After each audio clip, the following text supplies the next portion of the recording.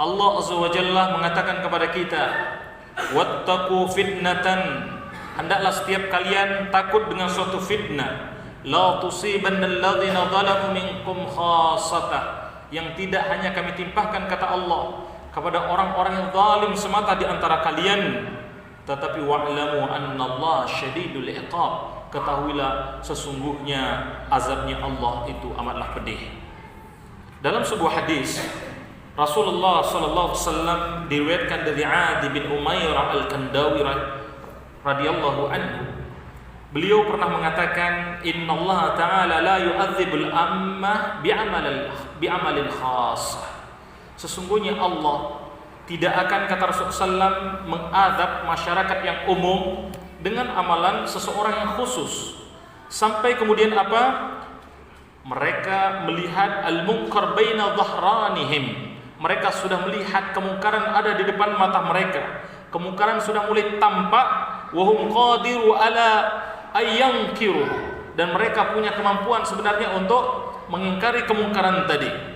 Karena memang Rasulullah SAW memberitakan kepada kita, man ra'a minkum munkaran falyughayyir biyadihi, siapa, kata Rasulullah SAW, di antara kalian yang melihat kemungkaran, maka hendaklah kalian merubah dengan tangannya. Wa illam tastati', kalau kalian tidak mampu, maka falyughayyir bilisani, hendaklah kalian sampaikan, rubah tadi dengan lisan kalian. Fa illam tastati' fa biqalbihi, tapi kalau ternyata juga tidak mampu, maka hendaklah mengingkari itu dengan hati kita. Dan ini yang Rasulullah katakan ad'aful iman, sebagai lemah-lemahnya iman. Tapi akan sampai suatu masa yang ketika manusia melihat kemungkaran atau kemaksiatan seperti hal biasa saja, mereka, kata Rasulullah SAW, mampu kemudian untuk mengingkarinya, mereka mampu untuk melakukan perubahan, fala yankirun, tapi mereka tidak mengingkarinya. Mereka sudah melihat kemaksiatan tadi seperti perkara yang biasa. Fa idza fa'alu dzalika, kalau ini sudah terjadi, maka adzaballahu khassata wal 'ammah, maka niscaya Allah Azza wa Jalla akan mengadab orang yang khusus yang melakukan maksiat tadi, dan begitu juga orang-orang umum yang mereka mungkin tidak secara langsung terlibat dalam maksiat tadi.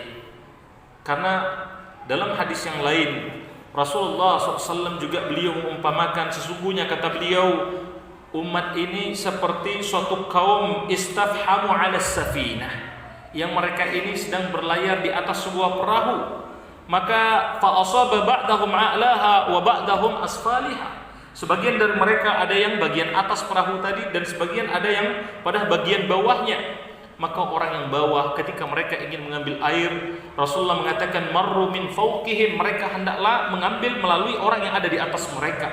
Tapi faqalu, ada mereka yang mengatakan, law ana kharaqna fi nasibina kharqan wa lam nu'dhi min fawqina, kalau kita buat lubang saja di tempat kita duduk yang di bawah ini, niscaya kita tidak akan mengganggu orang yang di atas kita.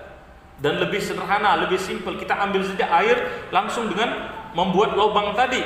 Fa iyatraquhum wa ma aradu halaku jami'an, kalau kata Rasulullah SAW, orang-orang sudah mulai meninggalkan amal ma'ruf nahi munkar pada saat ini, mereka sudah membiarkan orang tadi membuat lubang pada perahu tadi, maka niscaya khalaqu jami'an, akan celaka semua yang ada pada kapal tadi, bukan hanya yang membuat lubang, bukan hanya yang berada di bawah, bahkan semuanya. Wa in akhadhu ala aydihim najju wa najuwan jami'an, tapi kalau kemudian mereka larang untuk membuat lubang tadi, niscaya mereka akan selamat, dan keselamatan tadi adalah keselamatan semuanya. Umat ini, ma'asyiral muslimin jamaah salat Jumat rahimani wa rahimakumullah, gambarannya juga seperti itu. Kalau ada orang melakukan maksiat, kemudian kita biarkan begitu saja tanpa melakukan sedikit pun dakwah, apakah mungkin dengan tangan kita, apakah dengan lisan kita, atau minimal mengingkari dengan hati kita, maka niscaya pengaruh maksiat tadi juga akan datang kepada kita, orang-orang yang mungkin dikenal sebagai orang yang soleh tadi. Makanya Ummu Salamah, istrinya Rasulullah SAW, beliau menceritakan bahwa aku pernah mendengar Rasulullah SAW mengatakan, idza dhaharat al-ma'asi fi ummatihi, kalau suatu saat nanti, kata Rasulullah, sudah mulai nampak maksiat di tengah umatku, amahumullahu bi'adzab min 'indahu, maka niscaya Allah Azza wa Jalla akan mendatangkan azab kepada umatku ini dari sisinya. Sampai aku mengatakan, kata Ummu Salamah, amma fihim unarus salihun. Apa tidak ada lagi orang-orang yang soleh pada saat itu, wahai Rasulullah? Bala, kata Rasulullah, masih banyak orang yang soleh saat itu. Wa ma yasna ulaika, tapi apa yang mereka lakukan? Ternyata mereka merasa soleh sendiri dan mereka tidak lagi melakukan amal ma'ruf nahi munkar. Hadis yang serupa juga dikisahkan oleh Aisyah. Idza dhahara su' fil ardi, kalau sudah nampak kejelekan di muka bumi, anzalallahu bi ahli al-ardi ba'sih, maka Allah Azza wa Jalla niscaya akan menurunkan sejelek-jelek penduduk di muka bumi ini. Dan memang akan datang suatu masa yang Rasulullah memang mengatakan sebaik-baik kurun adalah kurunku.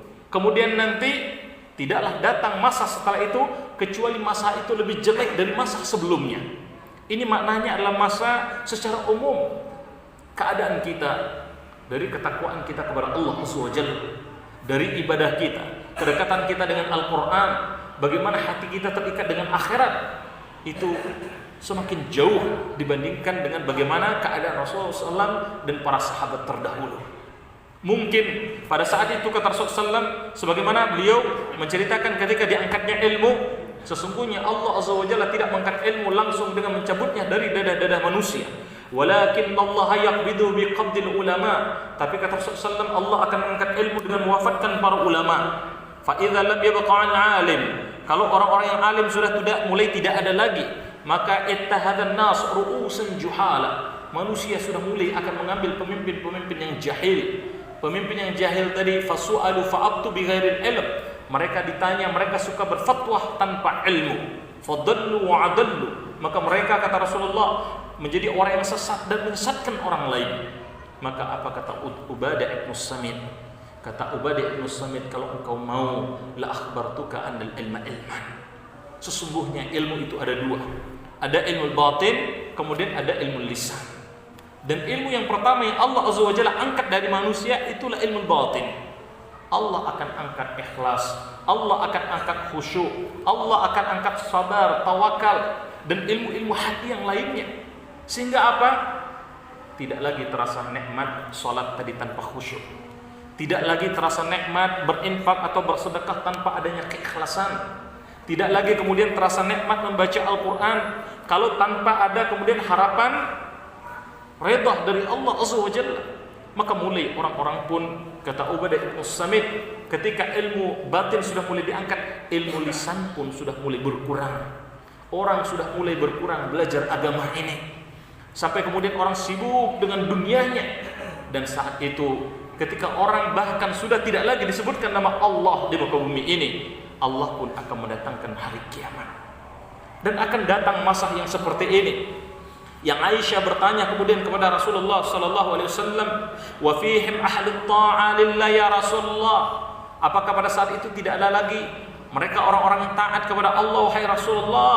Naam, kata Rasulullah, masih banyak yang taat, tapi taatnya hanya untuk dirinya sendiri. Bahkan malaikat pun pernah dikisahkan ketika Allah Azza wa Jalla arsala malaika liyahlaku qaryah, Allah mengutus malaikat untuk menghancurkan suatu kaum.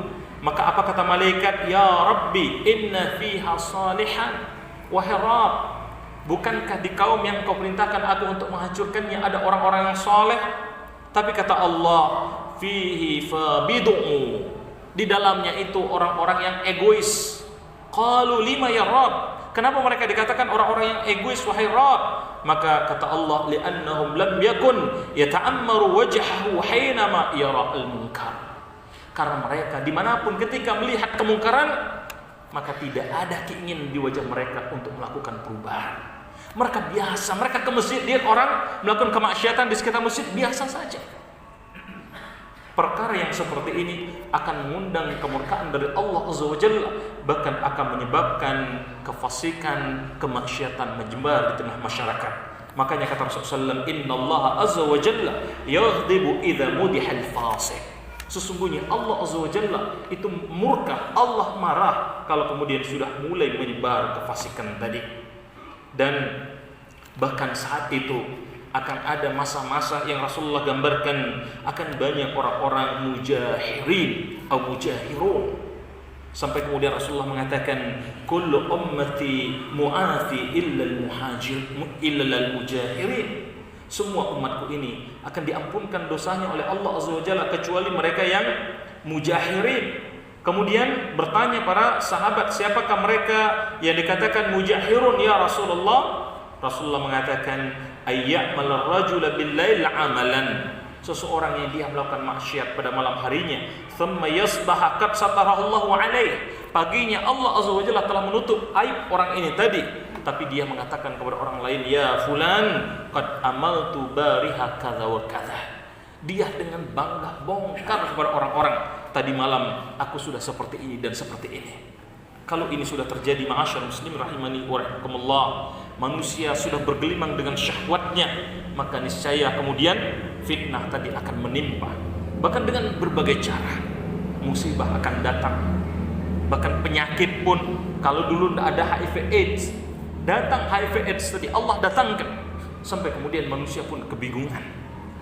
Dan tidak lain, semua ini sebenarnya adalah karena maksiat yang kita lakukan.